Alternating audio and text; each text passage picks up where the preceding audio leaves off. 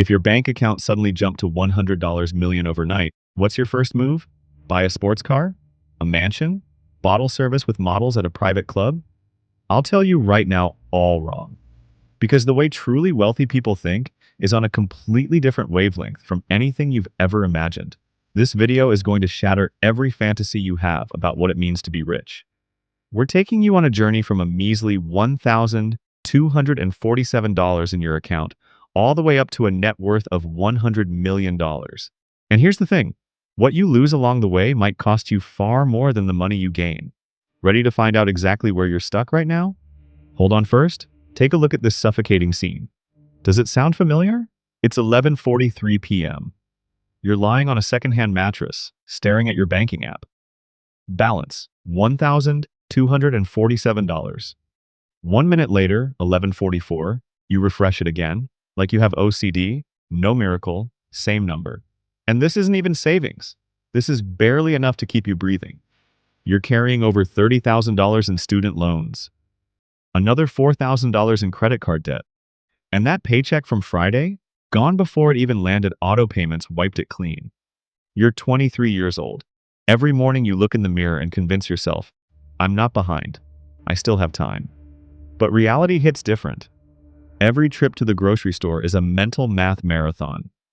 You pick up a bottle of fancy olive oil, check the price, swallow hard and put it back. You grab the store brand instead. You're even sharing a streaming account with a roommate you can't stand anymore. Why? Because canceling it feels like admitting you're losing. This is what having nothing actually feels like. No dramatic background music, no main character energy. Just a low, constant buzzing of arithmetic inside your head. At this stage, nobody talks about money. Your broke friends don't bring it up either. But every single one of you is running the same silent calculations. You check your banking app more than your texts. You know your account number better than your partner's birthday. You force yourself to move $200 into savings, and 3 days later, you move it right back because the electric bill is due. Here's the truth about this stage. Money isn't a financial tool. Money is oxygen. Either you have just enough to breathe, or you're already turning blue, and most of the time, you can't even tell the difference. That brings us to the first brutal wealth rule. Pay attention. This one could save you.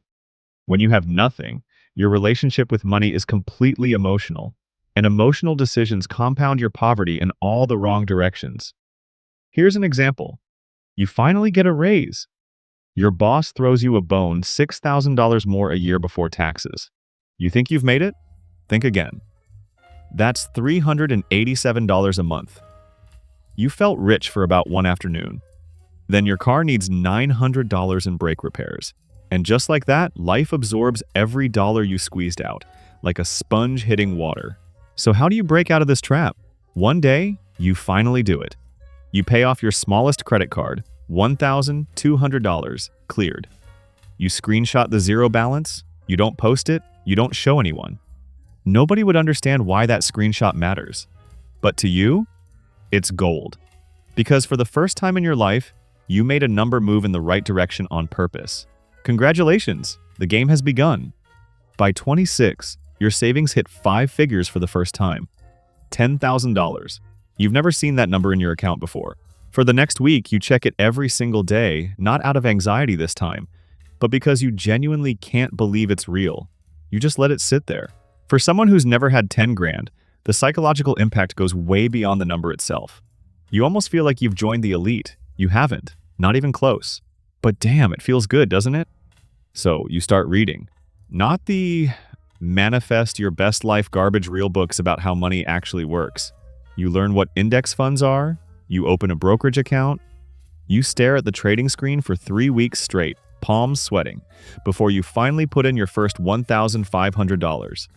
The next day, the market drops, your heart nearly stops. You almost hit sell everything.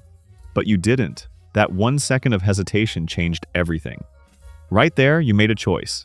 Would you let fear keep pulling your strings? Or would you finally take control? That moment was your awakening. But you're about to realize that working a salary job and saving your way to wealth is, frankly, a scam. Chapter 2, the fake ceiling and the lonely lever. Things are looking up. You're making $68,000 a year. You've got $40,000 saved, You're even contributing to your retirement account. Everyone around you thinks you're responsible, stable, doing everything right. You feel pretty good about yourself. But if you're satisfied here, you'll be broke forever. Because one night, sitting alone at your computer, you run the numbers. You put your salary into a spreadsheet. You project out 40 years. You stare at the final number and your stomach drops. Why? Because that number might keep you alive in retirement, but it's nowhere near the freedom you actually want. This is the end game of every salaried worker.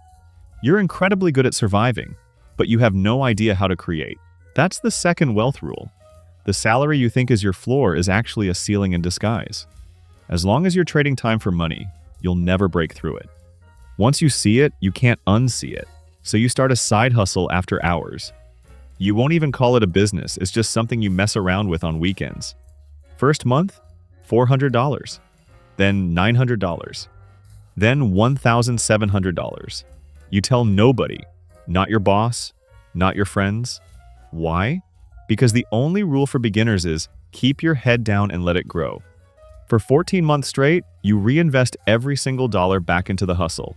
You eat the same cheap sandwiches for lunch. You don't buy a single new pair of shoes.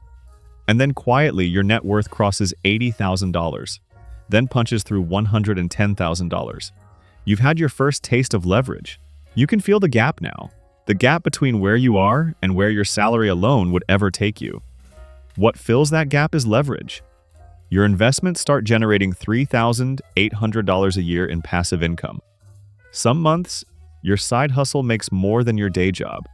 That's when you finally understand what an asset actually is. Not the textbook definition, but a real machine you built or bought that keeps stuffing money in your pocket while you sleep. Because of that machine, your relationship with time completely shifts. Weekends aren't for relaxing anymore, they're for compounding. Every hour you waste feels like shutting down a money printer. That sounds obsessive, because it is. Wealth building is a sickness. You hit 32. Net worth, $150,000. You've got a rental property with $44,000 in equity, $61,000 in your brokerage account. The side hustle pulls in $6,200 a month. But walk past you on the street, you look completely normal. You're still driving that same beat-up car from years ago. You keep all of this locked inside, you never mention it. Why not brag a little to old friends? Because you tried once, and the reaction was weird. People either got jealous and assumed you got lucky, or they acted unimpressed and called you materialistic.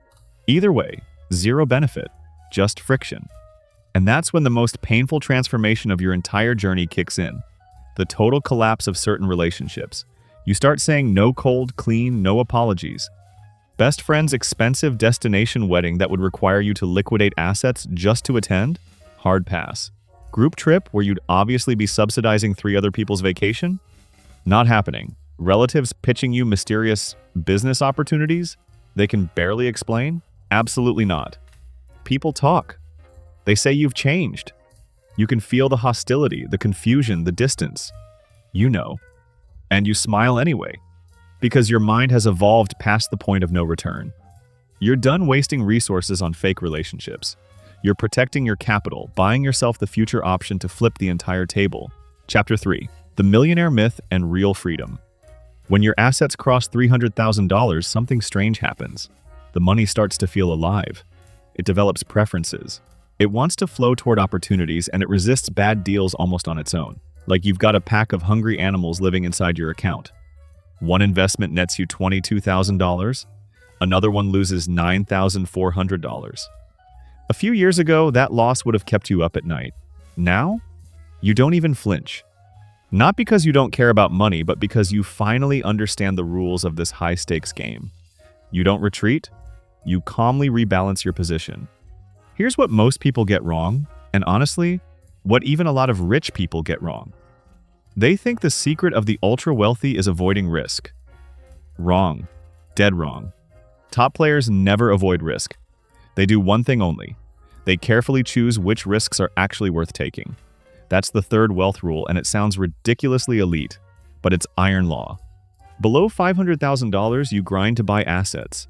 Above $500,000, your assets start buying each other. You're almost there. You can already smell what's on the other side of that door. $670,000. $810,000, $920,000. You restructure your businesses twice. You bring in a partner. You exit one investment and pour the profits into a bigger play. You're 36 now and your sleep quality has cratered. But it's not anxiety. It's your brain running at full overclock. You're designing business models in the shower. You're replying to emails from the other side of the world at 5:30 inches the morning while sitting on the toilet. You turn down a $210,000 a year executive job without blinking. Your parents think you've lost your mind. You tell them, it just doesn't feel right. You can't explain more than that. But you're correct, because your miracle moment is about to land. It's an unremarkable Tuesday. No champagne, no fanfare, no ceremony. You refresh your brokerage account out of habit and the number blinks. It reads, $1,400,000? You're a millionaire. You take a slow, deep breath. You sit very still. You expected to jump up and scream. You expected tears. Instead, nothing. Just a quiet, deep sense of calm. And then, a few seconds later, a cold, practical voice inside your head says, this is nowhere near enough. Not because you're greedy, but because your brain immediately runs the math. That's the millionaire myth. $1 million at a 4% safe withdrawal rate generates $40,000 a year. That's financial freedom? That's barely a starting point. You hit a full-blown identity crisis not because you're unhappy, but because you're finally being honest with yourself. In this game, happiness was never the goal. Reaching $1 million makes one thing crystal clear. This milestone that ordinary people have mythologized their entire lives isn't a finish line. It's just proof of concept. An entry ticket, nothing more. The social circles you used to frequent start feeling pointless. Startup mixers, finance panels, fancy cocktail parties, everyone performing wealth, and nobody willing to talk about the price they actually paid. You don't look down on them. You've just outgrown that level of conversation. The empire you're building now requires a different kind of room. Smaller, more private. Then your net worth blows past $2,300,000. And at that exact moment, money disappears from your anxiety list entirely. For the first time since you were an adult, money feels ordinary, like water, like air. It's just a resource you allocate. You stop checking your checking balance obsessively. Your mind is now occupied with entirely different questions. Which sector should the capital go into? How do you structure the returns? You hire a wealth manager in a sharp suit. 2 conversations in, you realize you know more than he does. You fire him.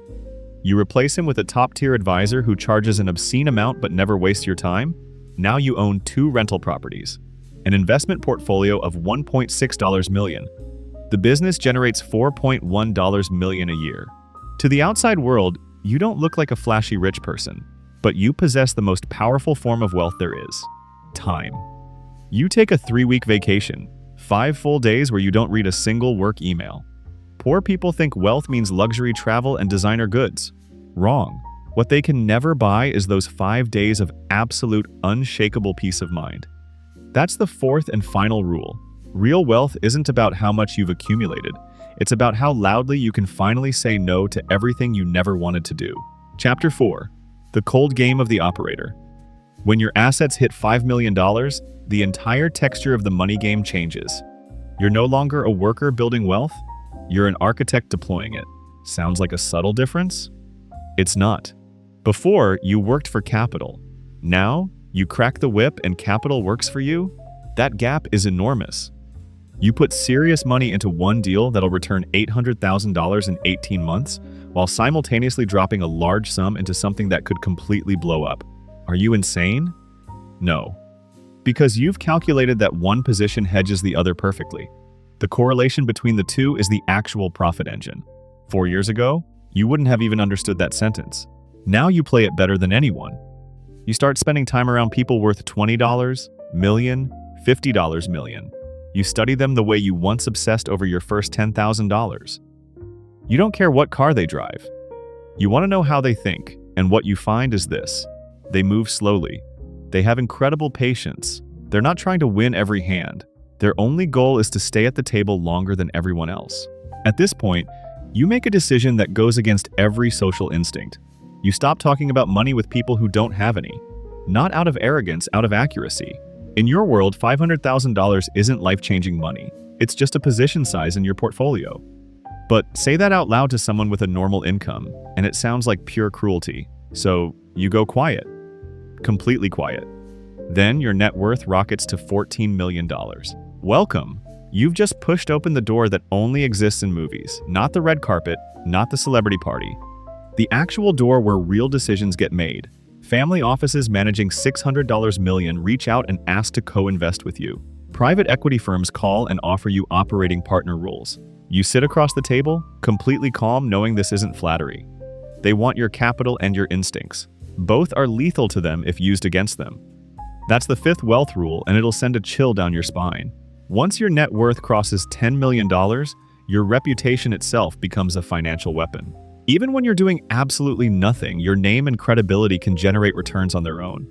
But with that kind of power comes a brutal stripping away of your humanity. You make a decision you would have lost sleep over 5 years ago. A company you invested in announces 140 layoffs.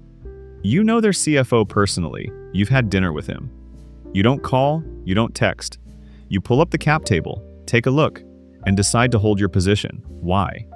Because those layoffs improve the margin. Your asset appreciates. 140 people lose their jobs, and you feel neither good nor bad about it, just distant. The gap between the numbers going up and the human cost behind them keeps widening quietly. And the most terrifying part? It feels completely natural. Chapter 5. The End of Power and the Curse of the Cycle. When your net worth clears $30 million, you're 54 years old. You thought you'd be celebrating. Instead, your only real concern is this. How do you protect this money and eventually pass it on? You build an airtight structure, a family trust designed to protect your assets across generations.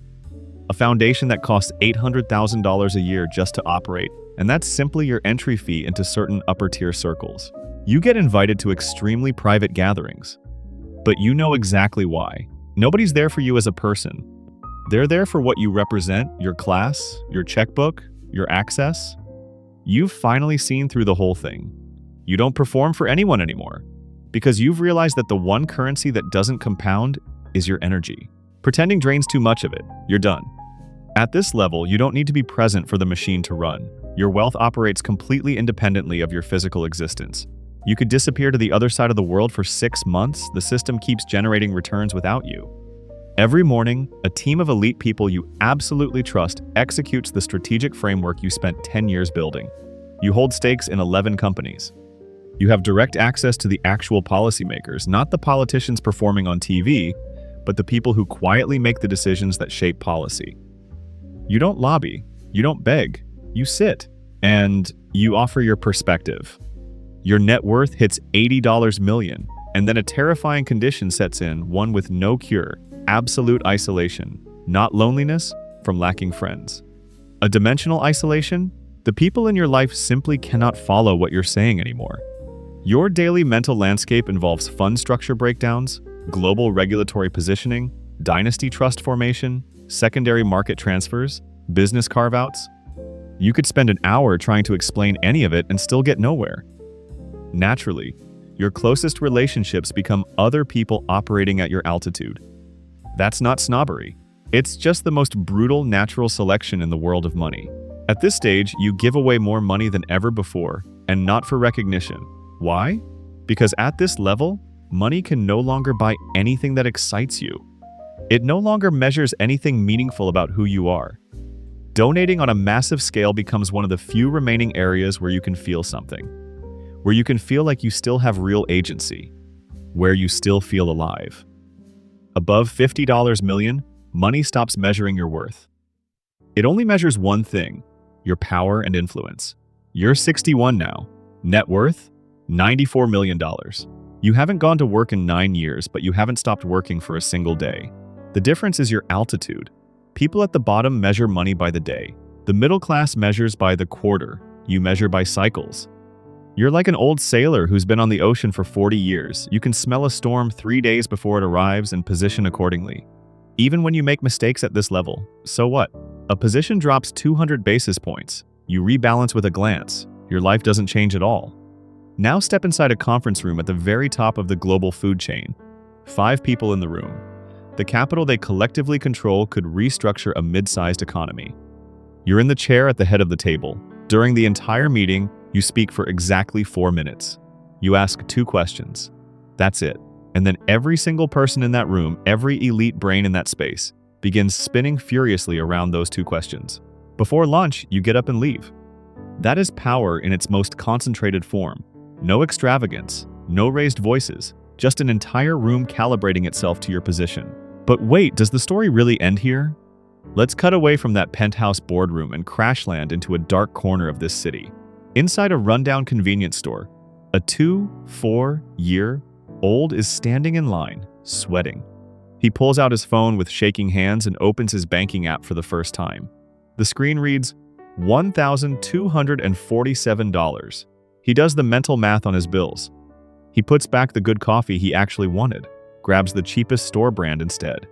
He stares at the screen. He genuinely believes this is just a story about how to make more money. He thinks that once the money comes, all the pain goes away. But he has no idea what the real price is, and that price isn't measured in dollars. It's the chasm, the terrifying, ever-widening chasm between the hopeful person you were at the very beginning and the cold, untouchable person you have to become to reach the top. This machine called capital has never had feelings. It won't gently ask if you're ready. It won't ask you whether the trade is worth it. It opens for business every single morning and coldly accepts everyone who dares to climb. Only those who never look back, the patient, the relentless, the ones who stop asking the questions everyone else keeps asking, will ever reach the final compound of wealth. Money compounds.